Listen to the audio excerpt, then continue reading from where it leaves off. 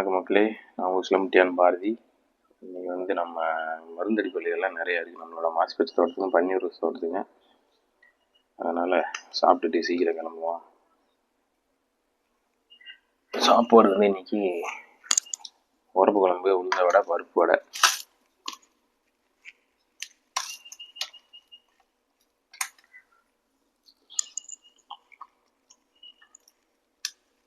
இன்னைக்கு full day ஏன்னு சொல்லி பார்த்தீங்கன்னா 160 முடி கொண்டு போனால் எல்லாத்தையுமே நம்ம 10 ரூபா ரேட்டு சேல்ஸ் பண்ணியாச்சு. பன்னீர் பார்த்தீங்கன்னா 800 கிராம் இருந்துச்சு. இன்றைக்கி 100 ரூபா ரேட் போடுவாங்கன்னு நினைக்கிறேன். பார்க்கல, ரேட் வந்து நாளைக்கு காலையில் தான் நம்மளுக்கு கன்ஃபார்ம் ஆகும்.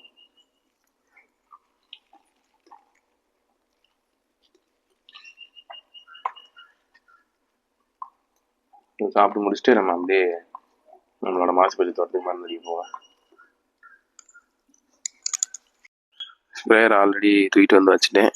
உள்ள வண்டிக்குள்ளே தான் மருந்து இருக்குது. மருந்து எடுத்துகிட்டு போய் நம்ம மிக்ஸ் பண்ணி அடிக்க வேண்டியதாக. 2 மருந்துமே மொத்தமாக இருக்குது. பன்னீர் ரோஸுங்க நம்ம மாசி பச்சை கொள்ளைக்கு வாங்கினது. பன்னீர் ரோஸ் வாங்கினது வந்து 450 ரூபா, மாசி பச்சை வாங்கினது வந்து 550 ரூபா. மொத்தம் 1000 ரூபா இன்றைக்கி மருந்து செலவு.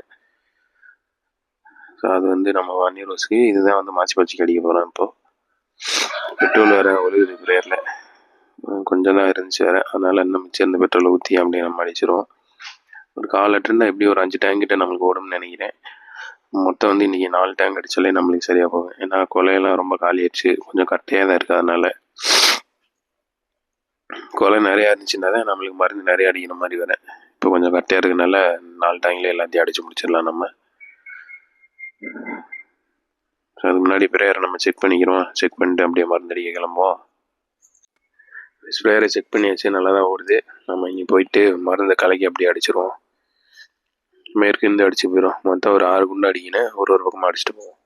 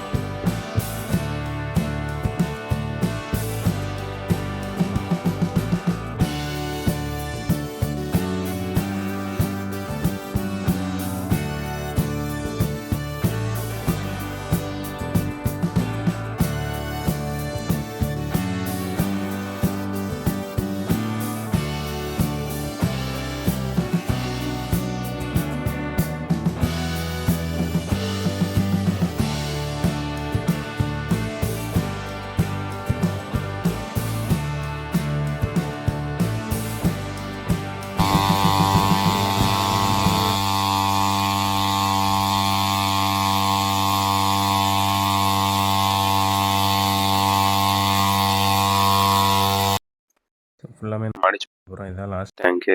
4 டேங்க் அடிச்சிடும் மொத்தமாக.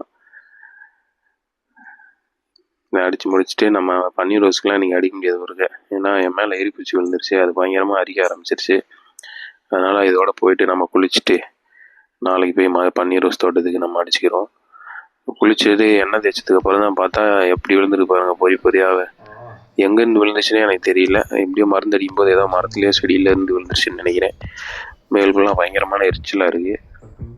So sad. ஓகே ஃப்ரெண்ட்ஸ், நான் நெக்ஸ்ட் வீடியோவில் பார்க்குறேன். பாய். நானும் மதுரக்காரன் தான்டா.